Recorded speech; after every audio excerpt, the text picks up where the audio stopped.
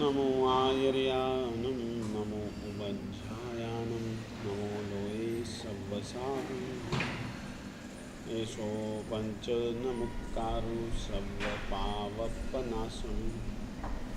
मङ्गलानं च सर्वेषि परमं हवै।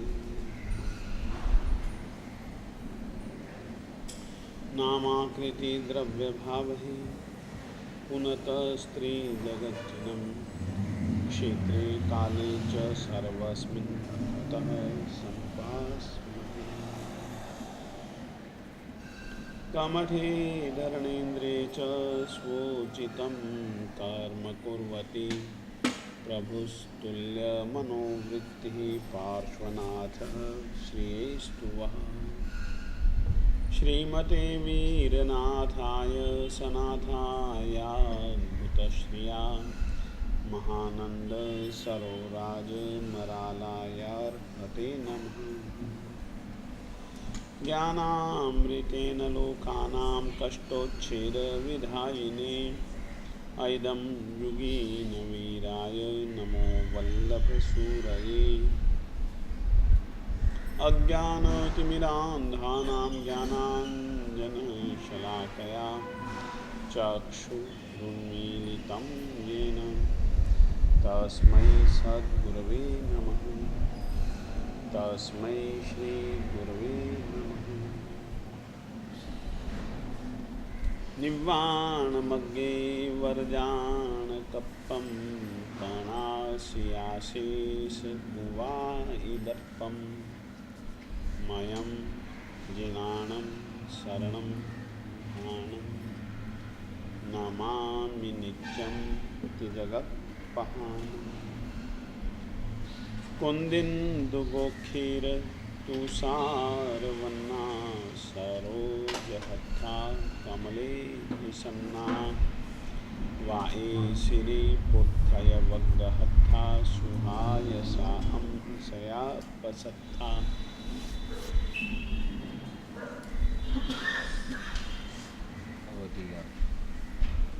आत्मवाद और कर्मवाद की बातों से कुछ बातें बिल्कुल स्पष्ट हो जाते हैं।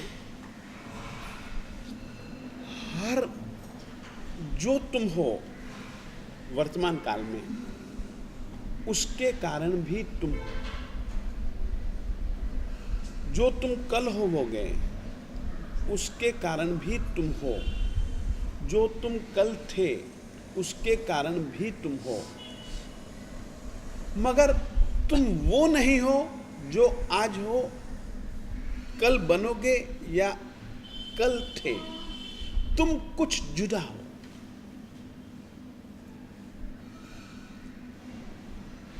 फिर से कहना चाहता हूं, लगभग अभी तक अपन जीव अजीव के चक्कर में ही हैं। और अजीव में भी मुख्य रूप से अपन लोगों ने विषय को पकड़ रखा है कर्म। वो इस कारण से पकड़ा है क्योंकि वह अजीव का एक हिस्सा है और पुद्गल स्वरूप है। वह पुद्गल स्वरूप है। पुद्गल स्वरूप होने के बाद में भी उसके पास में परिणाम दिखलाने के, फल देने के, आत्मा के प्रदेशों के साथ चिपट जाने की और आत्मा के जो गुण हैं उनमें कुछ न कुछ स्वाभाविकता से नहीं रहने देने की जो शक्ति पैदा होती है ना, वो एक कर्म में होती है। वो कर्म के कर्ता भी तुम हो, कर्म का फल भोगने वाले भी तुम हो, और कर्मों का क्षय करने की ताकत भी यदि किसी में है तो वह एकमात्र तुम में है। उसके लिए कर्मों के क्षय के लिए या कर्मों के बंधन के लिए निमित्तों की प्रमुख भूमिका है। निमित्त जैसे जैसे आते हैं जरूरी नहीं कि वो ग्राहक यानी कि जो आत्मा है उस निमित्त को अच्छे या बुरे इनमें से किसी एक ही रूप में हर आदमी पकड़ सके। हर आदमी उस निमित्त को पकड़ता है तो वो अपने ढंग से पकड़ता है, अपने दृष्टिकोण से पकड़ता है, और वह जो दृष्टिकोण जो है, दृष्टिकोण जैसा है उसी ही ढंग का एक विचार प्रवाह, उसी ही ढंग का एक वचन प्रवाह, उसी ही ढंग की एक चेष्टा, क्रिया, व्यवहार आत्मा करता धरता रहता है। और जिस तरीके से वह करता है, अच्छा तो अच्छा, बुरा तो बुरा, उसी ही तरीके का जो बंधे जा रहा, बंधने वाला या बंधे जा रहा, बध्यमान शब्द है, बंधे जा रहा, उसकी उस तरीके की एक प्रकृति पड़ जाती है। यानी कि इसका मतलब क्या होता है कि वो जो बंधने वाला कर्म है, तुम्हारा आशय वह एक रंग है, और उस रंग के रंग में हमारे जो कार्मण वर्गणा होती है वो बिल्कुल वैसी रंगी जाते हैं, और फिर वो हमारी आत्मा पर चश्मे जैसा काम करते हैं। अभी तक लगभग कुछ इतनी बातें यदि हम सोचें आत्मा और कर्म को लेकर के, लगभग इसके इर्द गिर्द ही, इस केंद्र के इर्द गिर्द ही अपन लोग घूम रहे हैं, और यह केंद्र पूरा नहीं है।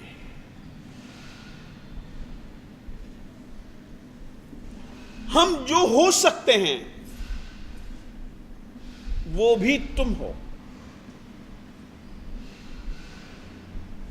जो तुम्हें या मुझे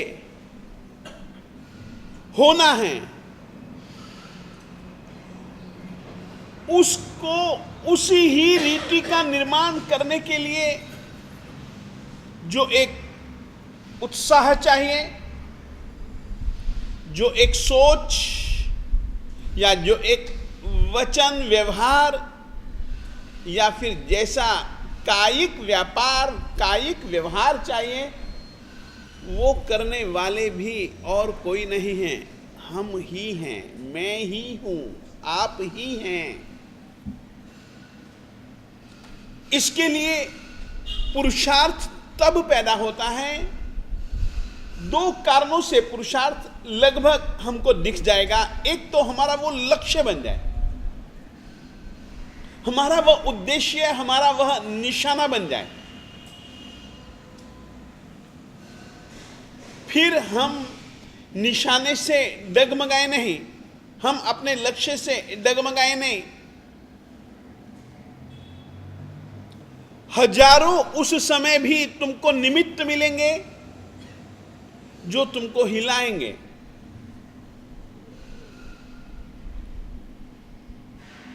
द्रोणाचार्य जी ने अपने विद्यार्थियों यानी कि कौरवों और पांडवों की परीक्षा का आयोजन किया।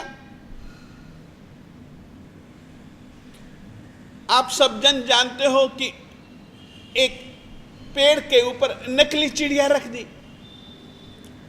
असली चिड़िया कभी एक रूप में रहती नहीं, असली चिड़िया तो कभी भी उड़ जाए इतने सारे विद्यार्थियों को देख करके, तो नकली चिड़िया थी, परंतु लगती थी हूबहू। एक एक को बुलाया, सबसे पूछा, उसका वेदन करना है, बोलो तुम्हें क्या नजर आता है। किसी ने कहा पेड़, पेड़ के अंदर यार पत्तों में वो छुपी हुई है, जितना पेड़ स्पष्ट नजर आता है चिड़िया उतनी स्पष्ट नजर नहीं आती। और तुम तो उसकी छोटी सी आंख कह रहे हो।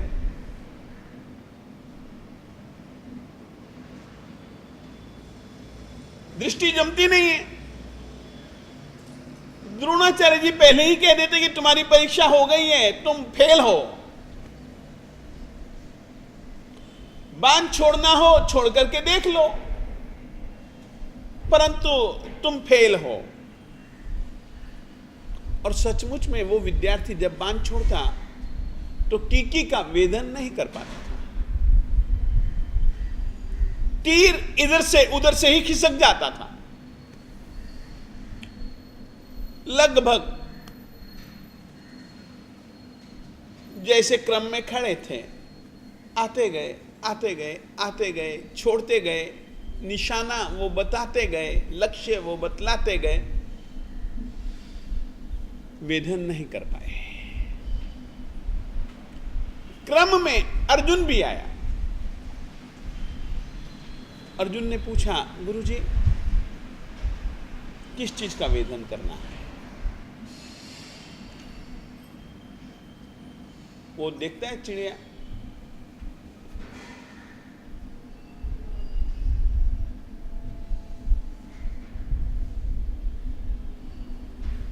हाँ देख लिए गुरुजी। तो आप श्री जी कहिए, इसके पंख काटने हैं, गर्दन काटनी है, क्या करना है? गुरुजी ने कहा, वो तो सरल काम है, अंग बड़ा है, एक काटा जा सकता है, मगर तुझको और तो कुछ नहीं, शर्त इतनी है कि जो आंख है ना, और आंख में भी कोई एक आंख बतलाई, आंखें भी दो होती हैं, लक्ष्य एक रखना है। एक आंख बतलाई, पहले दृष्टि स्थिर नहीं हुई, बाद में उसकी दृष्टि स्थिर हो गई और उसने कहा, हां गुरुजी चल अब वेदन कर। उसने कहा, आशीर्वाद चाहिए गुरुजी आपका। झुक करके उसने प्रणाम किया, गुरुजी ने आशीर्वाद दिया, और आशीर्वाद देने के बाद में थोड़ी सी देर उसने देखा तो पहले तो नजर चिड़िया पर पहुंची नहीं, मगर बाद में चिड़िया पर जब उसकी नजर पहुंच गई, तब धीरे धीरे धीरे धीरे, अब चिड़िया तो बड़ी थी, चिड़िया के कई अंग थे, अंग प्रत्यंगों पर से उसने अपनी नजर हटाई, और नजर हटाते हटाते जैसे ही जो एक आंख बतलाई थी, उस एक आंख पर जब उसकी नजर टिक गई, छोड़ने के लिए तैयार हुआ, हिलाया, पूछा, अर्जुन, पहले तो वो सुनने ही नहीं पाया। देखिए, दो बातें याद रखिए, लक्ष्य में स्थिर होने का मतलब क्या है? दो नहीं रहते हैं।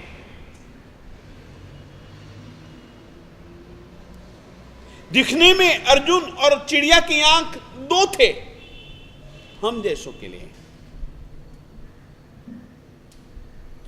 अर्जुन से भी यदि अपन पूछें कि तुम कितने हो, तो वो भी कहेगा कि हम दो हैं, परंतु अपन लोग समझें,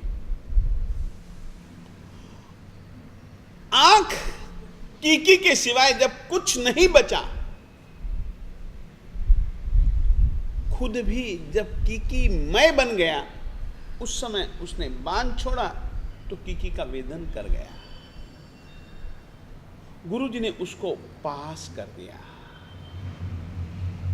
और सचमुच में अन्य विद्यार्थी फेल हो गए। क्यों? लक्ष्य एक था, उसको केवल एक ही चीज नजर आ रही थी, आंख के सिवाय उसको कुछ भी नजर नहीं आ रहा था।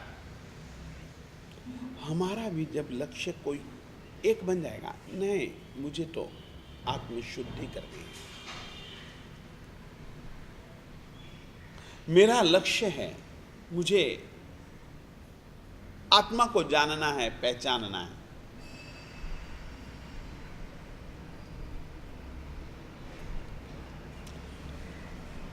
देह से भिन्न है, देह से भिन्न आत्मा का संवेदन मुझे करना है, और जिस समय मैं उसका संवेदन करूंगा, देह का संवेदन मुझे नहीं रहना चाहिए। देह है, होगा, देह है, देह होगा, मैं वो नहीं हूं।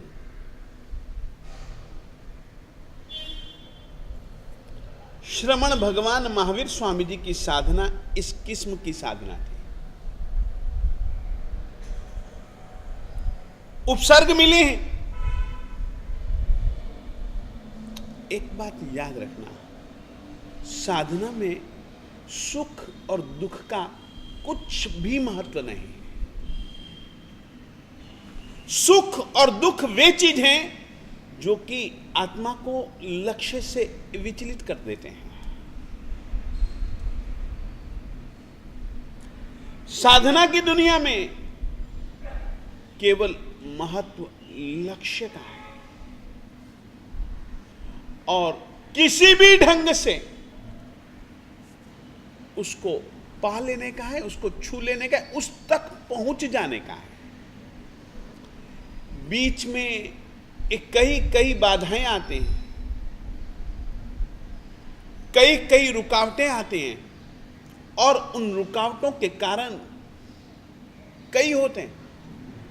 सबसे बड़ा कारण रुकावटों का हमारे द्वारा किया गया कर्म है, हमारे ही संस्कार हैं, हमारी ही धारणाएं हैं।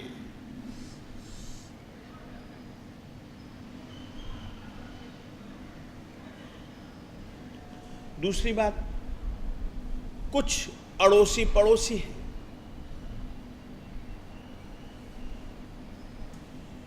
इन सब रुकावटों को दूर करने के लिए जब तक हम कोई एक लक्ष्य नहीं बनाएंगे, मात्र एक ही लक्ष्य, हमको एक लक्ष्य बनना है। जब तक कि हम एक लक्ष्य नहीं बनेंगे, तब तक साधना प्रारंभ नहीं होगी।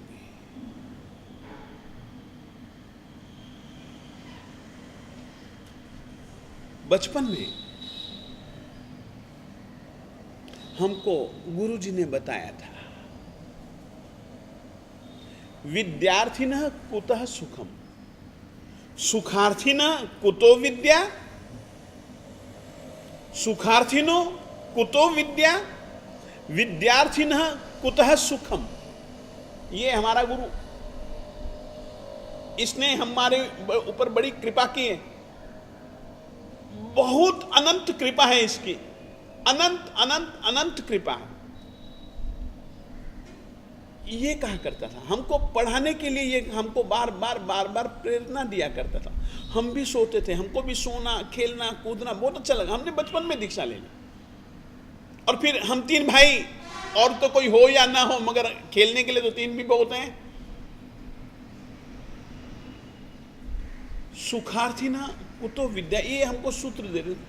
यदि तुम्हें सुख चाहिए तो फिर विद्या की आशा छोड़ दो।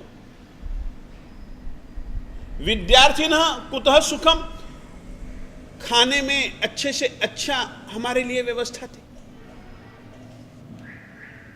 सचमुच में कहूं, हम हर रोज अच्छी तादाद में मिलाइयां खाने वालों में से हैं। ये एक गुरु की मेहरबानी है। मगर इतना होने पर भी एक सूत्र ये हमको हमेशा कहते कि सुखार्थी न कुतो विद्या। सुख के अर्थी, सुख के चाहक यदि तुम बन गए तो विद्या से दूरी बन जाएगी। आज की तारीख में मुझको स्थान ऐसा चाहिए जहां हवा मेरी चमड़ी को सुख मिलेगा। खिड़की बंद थी, धम्मा भैया खिड़की खोल दे। अब ऐसी ठंडी ठंडी हवा यदि मिले, कितनी सुंदर नींद आ जाएगी मुझको, आराम से आ जाएगी। बस ये पढ़ाई छोड़ दो,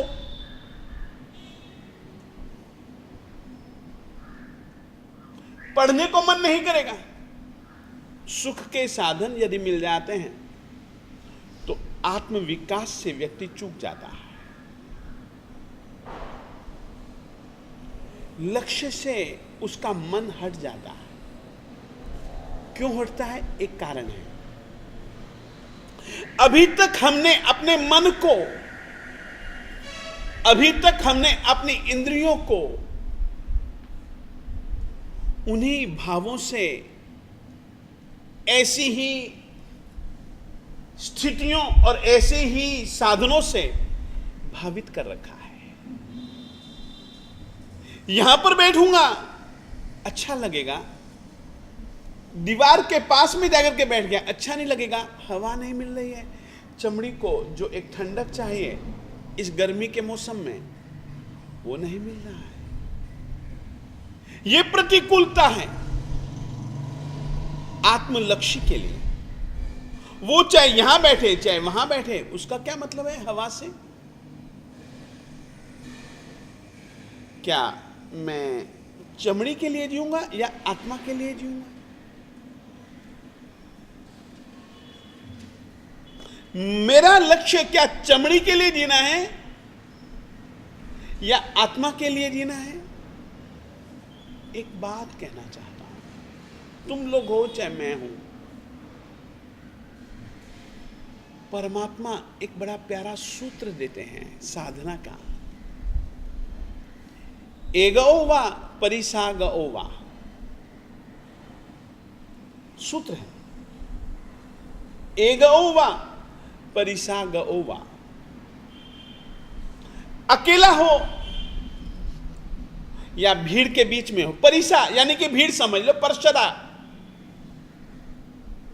अकेला हूं अथवा मैं परसदा में हूं, मुझे अपने व्रतों के पालन में अंतर नहीं लाना चाहिए। वर्तमान काल में अकेला होता हूं तो जिंदगी, सोच, विचार, संभाषण, चेष्टाएं अलग होती हैं। लोगों के बीच में होता हूं, परिसागो हुआ, मैं भीड़ के बीच में हूं तो मेरी सोच, मेरा संभाषण, मेरी चेष्टाएं ये जुदा जुदा है। ये क्या मन की एक रूपता है?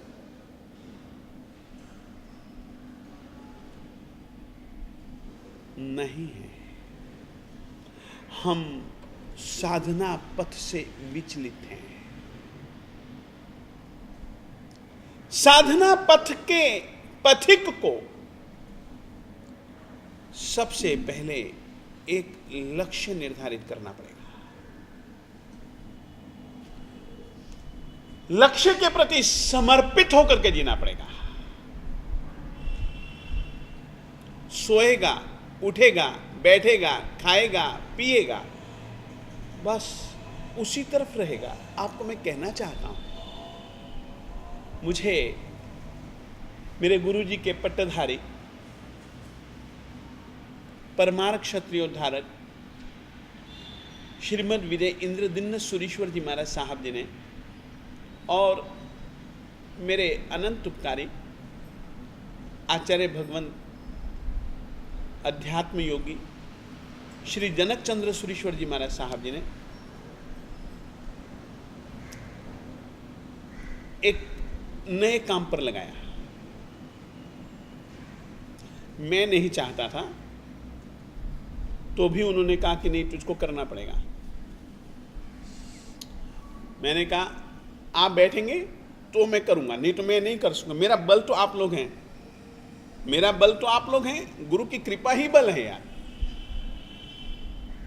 गुरु के आशीर्वाद ही सब कुछ है। अनुभव से मैं कह सकता हूं, वचन भले मेरा हो, इस वचन में ताकत जो है ना वो इन लोगों की है।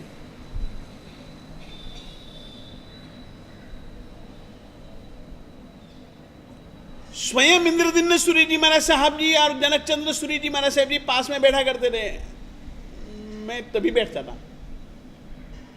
उन्होंने मुझको कहा कि तुझको वाचना देने हैं। मैंने कहा विषय दीजिए। विषय भी तो चुन। मैंने कहा ठीक है साहब, साधु साध्वियों के सामने वाचना देनी है।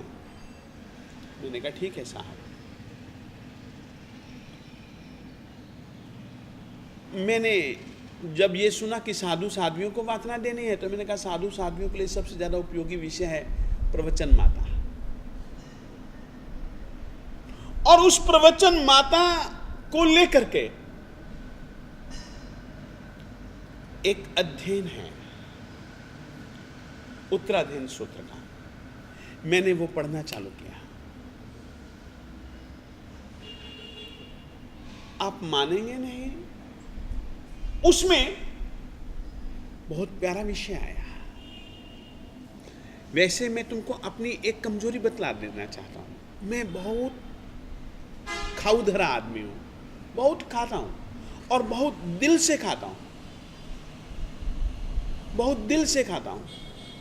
और मुझको इसके लिए उसके बाद तो मैंने और ज्यादा दिल से खाना चालू कर दिया। पहले भी खाता था, दिल से खाता था। जब से मैंने उत्तराधीन सूत्र में वो चीज पढ़ी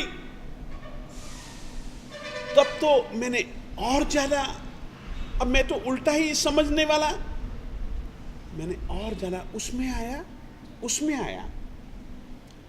द्रव्य, एक क्षेत्र, काल, भाव से इरिया समिति का पालन कैसे करोगे। प्रवचन माता में सबसे पहली समिति आती है और इरिया यानी कि गमनागमन, आना जाना, आना जाना, आना जाना, आना जाना। मालिक तो बहुत अच्छा आदमी है। मालिक ने हम लोगों को छोटी से छोटी, सूक्ष्म से भी सूक्ष्म चीज के विषय में निर्देशन दिए। इरिया समिति को खोलते हुए परमात्मा ने द्रव्य, क्षेत्र, काल और भाव। अब साधु यदि इरिया समिति नहीं पालेगा तो उसमें चारित्र है ही नहीं। साधुता का मतलब ही यही है कि हमेशा मां के साथ जीना, और मां और कोई दूसरी चीज नहीं है, प्रवचन माता। हम चाहे जितना मर्जी पढ़ लें, लिख लें, जीना तो हमको प्रवचन माता के साथ ही है। 5 महाव्रतों का चरण सित्तरी और कर्ण सित्तरी का यदि कोई आधार बनता है, जमीन बनती है, तो वो प्रवचन माता बनती है। यानी कि 5 समितियां और 3 गुप्तियां बनती हैं। और उस समितियों के चक्कर में मैंने पढ़ना चालू किया। मैंने उत्तराधीन सूत्र की 5-7 टीकाएं मंगाई, अलग अलग। इसने क्या अर्थ किया है, इसने क्या अर्थ किया है, इसने क्या अर्थ किया है, मुझे समझाना क्या है। पढ़ता, लिखता, सोचता कि नीचे जाऊंगा, फेल ना हो जाऊं। ऐसा नहीं लगना चाहिए कि महाराज कुछ जानता नहीं है, अनगढ़ आदमी है। मैं खूब मेहनत करता था। ये सब इनकी कृपा और उन 2 महारथियों का आशीर्वाद। वो मुझको प्रेरित करते, वो मुझको प्रोत्साहित करते, वो मेरी पीठ थपथपाते, मुझे बल मिलता, मैं फूल करके कुप्पा हो जाता। पहले मैं ज़्यादा मोटा था, वो ये जब तक बैठे ना तब तक मैं बहुत मोटा था, मन से भी, शरीर से भी, भीमा अवतार था।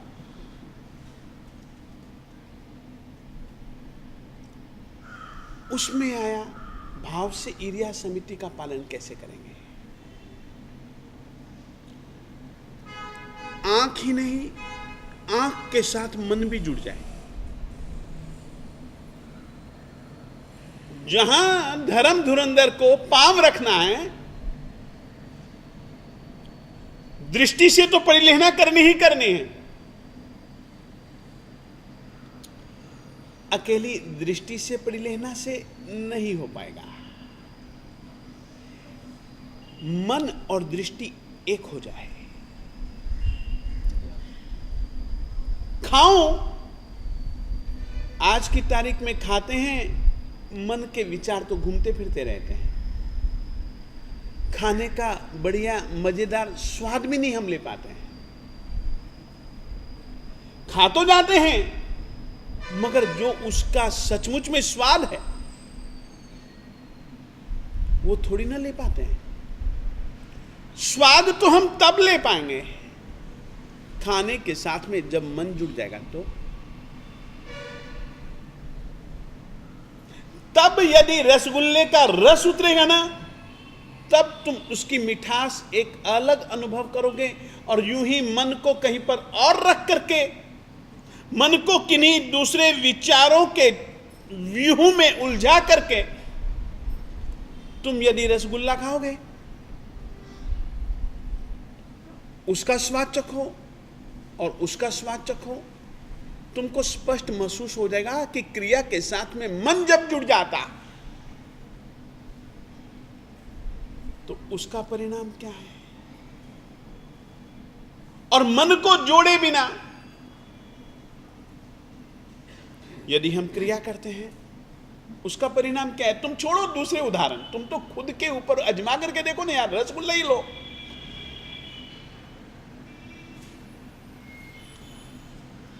ये विचारों जब बहुत घूम रहे हो मन में, तब तुम खाओ। और जब मन शांत हो, रस लेकर के खाओ, तब तुम अपने आप तुमको पता है कि खाने जैसी सामान्य सी वस्तु में एक कितना अंतर तुम महसूस करोगे। इसी का नाम द्रव्य क्रिया, भाव क्रिया। लक्ष्य सबसे पहले जरूरी है। लक्ष्य निर्धारण,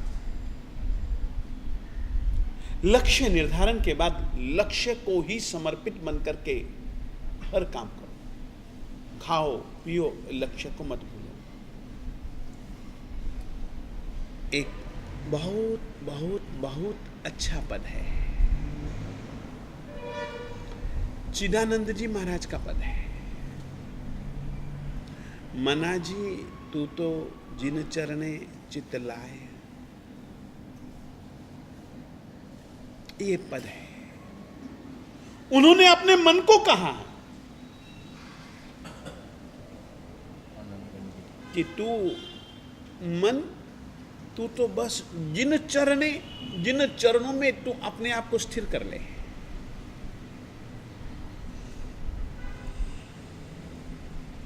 चार पांच सहेलड़ी रे, चार पांच सहेलियां मिलजुल करके पानी भरने जाती हैं। आज की तारीख की व्यवस्था नहीं थी उस समय। कुओं पर जाना पड़ता था, बावड़ियों पर जाना पड़ता था, तालाबों पर जाना पड़ता था, नदियों पर जाना पड़ता था। जाती हैं, पानी भरती हैं। दोनों समय अलग अलग उनकी मानसिकता होती है। जग गई तब भी गप शप हंसी ठिठोली,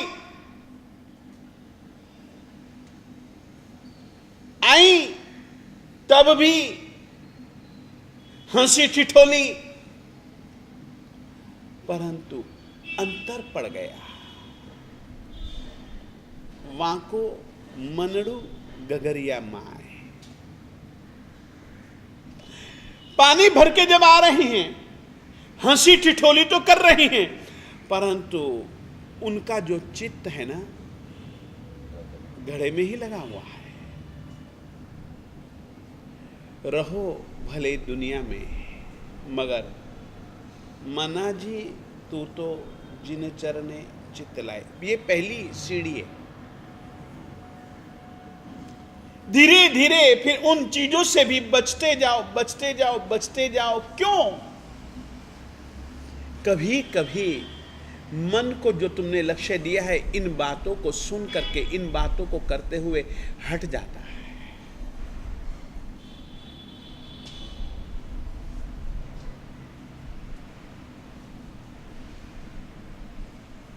गाय जंगल में ले जाई जाती है, नई ब्याही गाय है,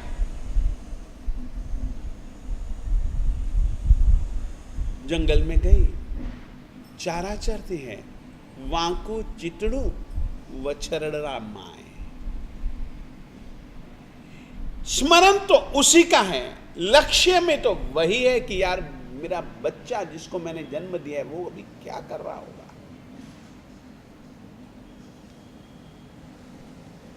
लक्ष्य निर्धारित करो और लक्ष्य एक ही रखना, आत्मा को लक्ष्य बनाओ। बहुत जी लिए, अभी भी जो जी रहे हैं पुराने संस्कारों के अधीन, और उन्हीं ही पुराने संस्कारों के अधीन हम वैसे ही संस्कार बना रहे हैं। इसका नाम है चक्र चालू रखना, जन्म मरण का चक्र चालू रखना।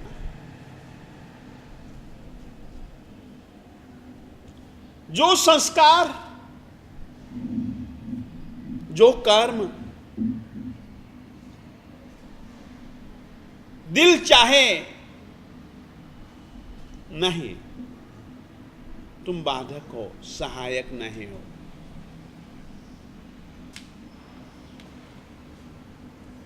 बाधक को भी सहायक बना सकते हो तुम।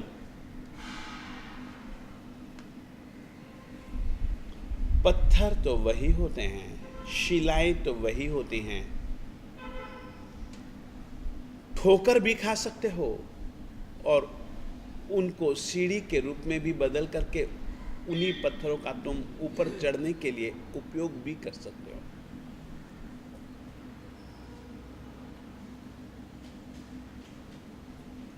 मालिक ने बहुत अच्छा सूत्र दिया है आचारांग सूत्र में। साधना का निमित्तों को तुम कैसे पकड़ो उसको लेकर के कहा है।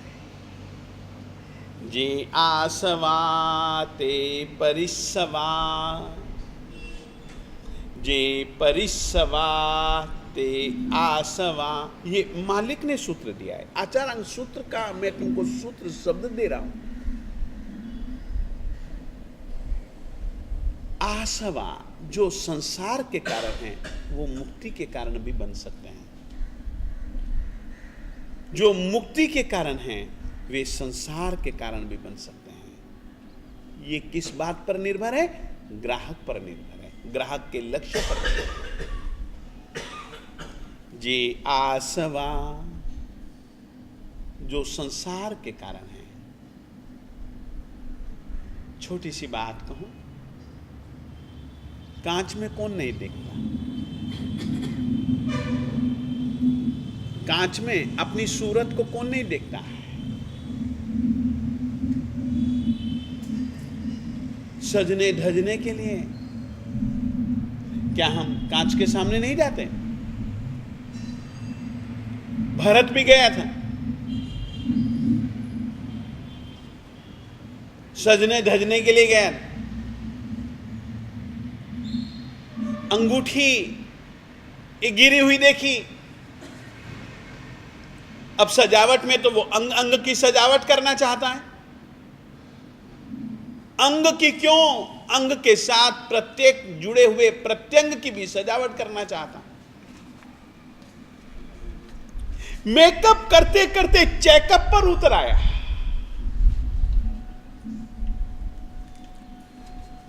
गया तो वो मेकअप के लिए था ना।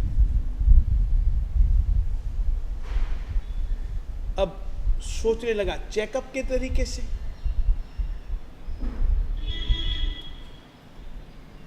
अंगूठी खोई है, अंगूठी खोई है, अंगूठी गिरी है। देखने लग गया यार शोभा किसकी किससे।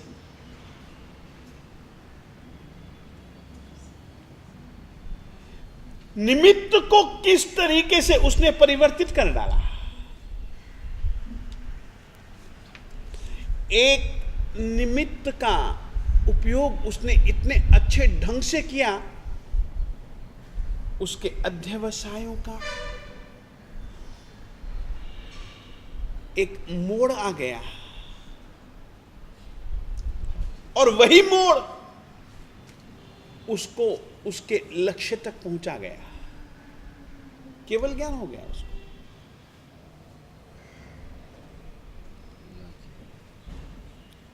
सोचिए, हजारों निमित्त मिलेंगे। निमित्त मिला, भरत ने चक्र छोड़ा। निमित्त मिला ना, गुस्से का निमित्त मिला, गुस्से का निमित्त मिला। मुझे चैलेंज करता है, मुझे चुनौती देता है।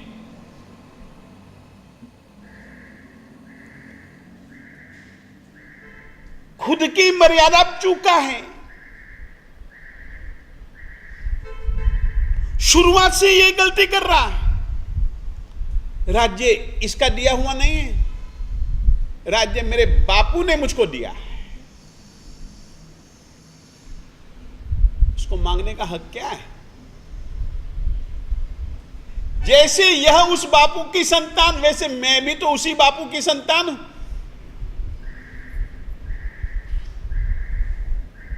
बापू ने जितना मुझे दिया, मुझे उसमें संतोष मानना चाहिए। वैसे इसको भी संतोष मानना चाहिए। इसको बता दूंगा, मैं 98 भाइयों जैसा नहीं हूं। 98 भाइयों को भी भरत ने वही संदेश कहलवाया था, बाहुबली को भी वही संदेश कहलवाया। भाई हैं, सगे भाई हैं।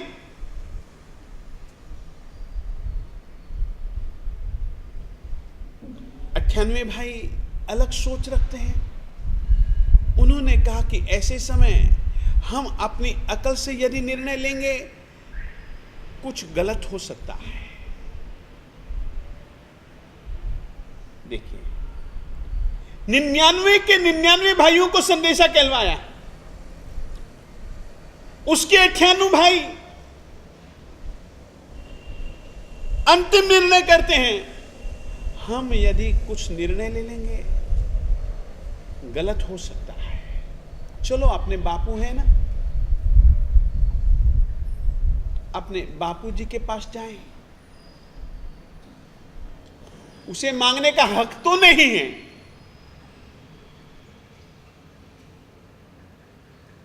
मगर क्या करना है इसका निर्णय अपन उन्हीं पर छोड़ दें। गए 98 भाई, परमात्मा से जाकर के कहा, पूछा, मालिक के वचन मिले कि दीक्षा ले लो।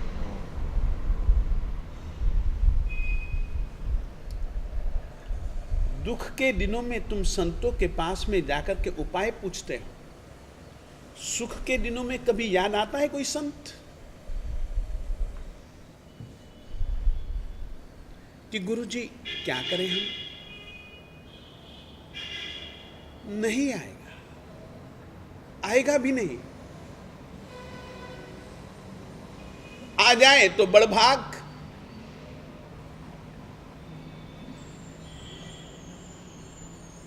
सोचो, 99 भाइयों के पास संदेश आ गया, एक ही ऐसा संदेश आ गया होगा।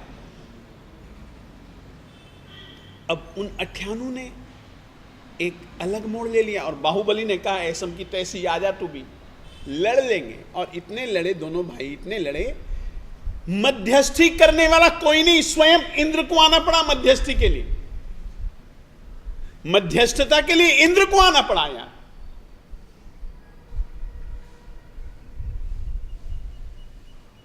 इंद्र ने निश्चित किया, दृष्टि युद्ध होगा, ने दंड युद्ध होगा, ने मल्ल युद्ध होगा। ये सब इंद्र ने निश्चित किया इन दोनों के बीच में। और 98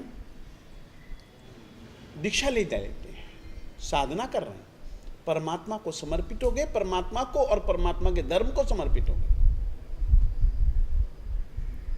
वे भी चाहते तो लड़ सकते थे ना, अकेले बाहुबली के पास में कोई राज्य थोड़ी न था।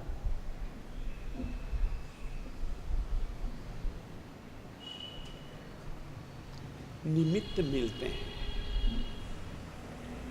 निमित्तों का सही ढंग से उपयोग करना सीखो। बाहुबली इतने पर भी नहीं अटका, तू चक्र छोड़ता है तो चक्र सहित तुझे भी मैं दिखला दूंगा, तेरे चक्र को भी और तेरे चक्र छोड़ने वाले तेरे शरीर को भी, हाथ को भी, सब बतला दूंगा। मुट्ठी उपाड़ी मारवा,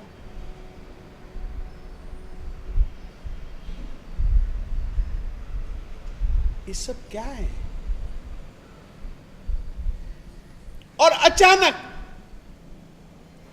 एक चिंतन पैदा हुआ, हम किसकी संतान हैं?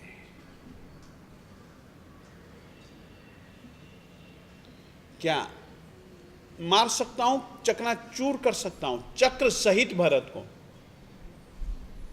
इसकी हड्डी का चावल जितना दाना भी दिखेगा नहीं। और सचमुच में इतना बल था, वो साधु सेवा से बल पैदा किया था।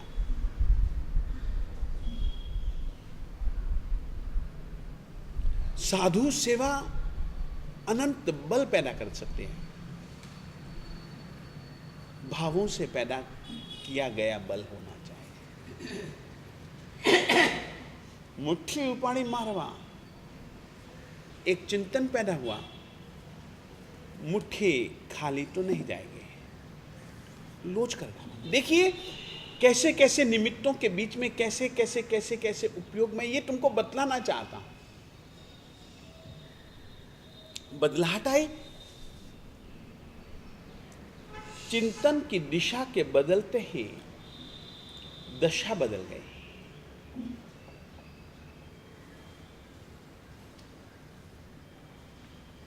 अभी भी अकड़ है,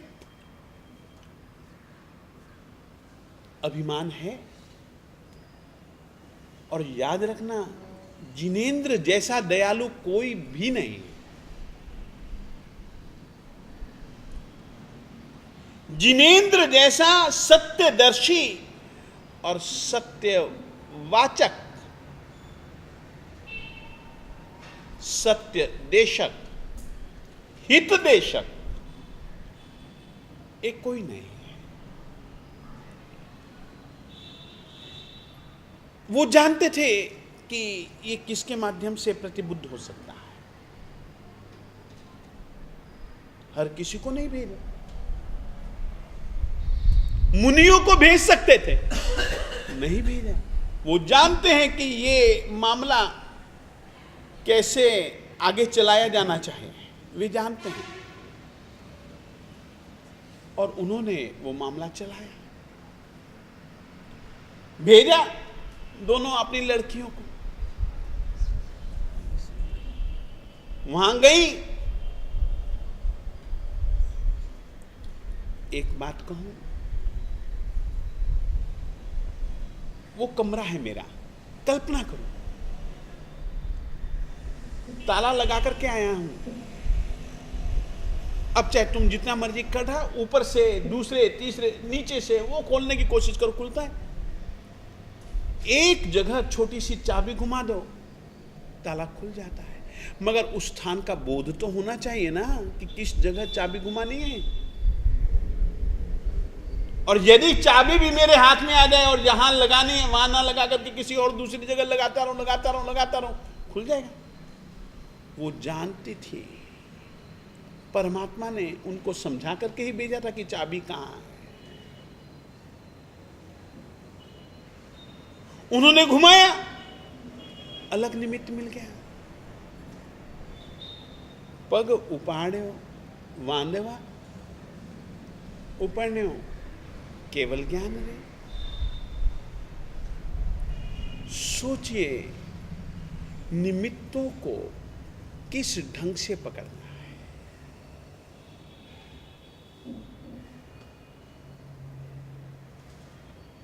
निमित्त अध्यवसायों को बदल देते हैं। कृपया अपना जो विषय है, कर्मों को समझ करके अपन लोग कर्मों से मुक्त होने को अपना लक्ष्य निर्धारित करें, और हम वैसी चेष्टा न करें जिसके कारण से हम कर्मों के चक्कर में पड़ जाएं। ये करना ही मानव जीवन की सफलता है।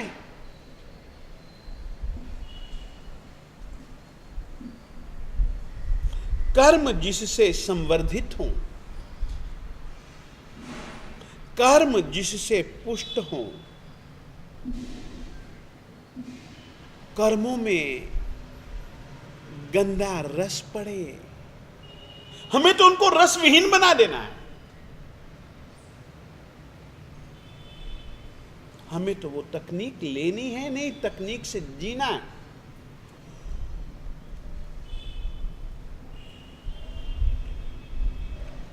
हम उस तकनीक से जीते नहीं। वो तकनीक जी पाएंगे हम, निश्चित जी पाएंगे, मगर लक्ष्य तो निर्धारित करना पड़ता है। तुमको मैं सत्य कहता हूं, मैं बोल सकता हूं, मगर जी नहीं पाता हूं, फिसल जाता हूं, भटक जाता हूं, कहीं अटक जाता हूं।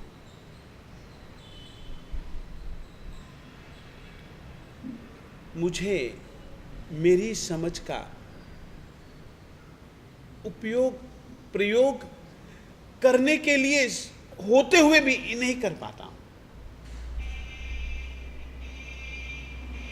कर्मण की गति न्यारी नहीं, हमें न्यारी बनाने हैं।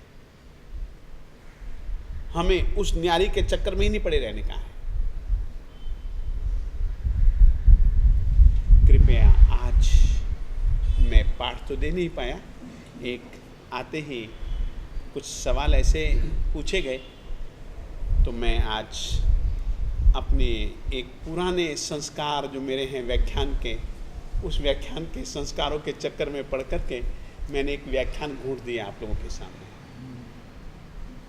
परंतु आज पढ़ाई का समय, इस चीज को आप लोग एक पढ़ाई के रूप में समझें। जो आज हो, जो कल थे या जो कल होवोगे, वो तुम्हारे कर्मों की बदौलत। जो तुम हो, सचमुच में जो तुम हो, जो तुम सचमुच में हो सकते हो, वैसा बनने के लिए कल से नहीं, आज से भी नहीं, इस क्षण से उस स्वरूप की जागृति रखो, उस स्वरूप का लक्ष्य निर्धारित करो। और अर्जुन मात्र चिड़िया नहीं, पेड़ नहीं, इर्द गिर्द में खड़े हुए अपने संगी साथी नहीं। जब उसने एक ही लक्ष्य बना लिया, चिड़िया की आंख, तो ही बाण चिड़िया की आंख का वेधन कर पाया। हमें लक्ष्य निर्धारण, फिर लक्ष्य से कहीं पर भी भटकना नहीं है। लक्ष्य पर स्थिर कर देना है अपने मन को, अपनी वाणी को, अपनी काया को, अपनी इंद्रियों को, अपनी बुद्धि को, अपनी हर तरीके की शक्ति को। फिर तो अलग अलग प्रवाह नहीं चलेंगे। अलग अलग प्रवाह मेरे गुरु जी महाराज विजय समुद्र सूरी जी महाराज साहब जी कहा करते थे, बरसात पहाड़ों पर होती है। अब पहाड़ बड़ा होता है तो जल की धारा अलग अलग दिशाओं में बह जाती है, वो ज्यादा दूर तक नहीं चल पाते। यदि सभी धाराओं की एक ही दिशा हो जाए तो कुछ ज्यादा दूर तक चल पाते हैं, बहुत ज्यादा दूर तक चल पाते हैं। फिर उस जलधारा में कुछ दूसरी धाराएं मिल जाए तो हो सकता है समुद्र को पा लेती है। वे क्या करते थे? मन, वचन, काया, इन सब की धाराएं, इंद्रियां भी एक धारा बन करके चले। अभी तो कान एक अलग धारा है, रूप दर्शन एक अलग धारा है, गंध ग्रहण अभी एक धारा है, रस का आस्वाद एक अलग धारा है, स्पर्श एक अलग धारा बनी हुई है, वचन एक अलग धारा बनी हुई है। मन के पास तो हजारों धाराएं हैं। ये कहाँ करते थे? सबकी जब एक धारा हो जाए ना और एक लक्ष्य की ओर बढ़ो ना, तब साधना समझ में। सचमुच में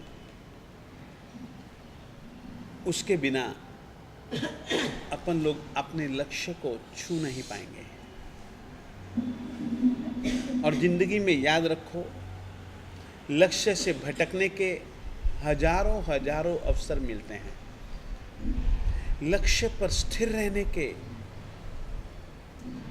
लक्ष्य की और ही दृढ़ता पूर्वक कदम बढ़ाते रहने के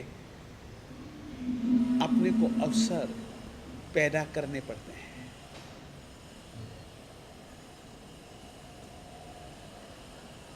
पैदा करने पड़ते हैं, पैदा भी करेंगे और उस तरफ बढ़ेंगे भी। आज इतनी ही बातें कहना चाहता हूँ। आज सर्व मंगल मंगल्यम सर्व कल्याण कारकम प्रधानम सर्वधर्माणां जय जयति सदा।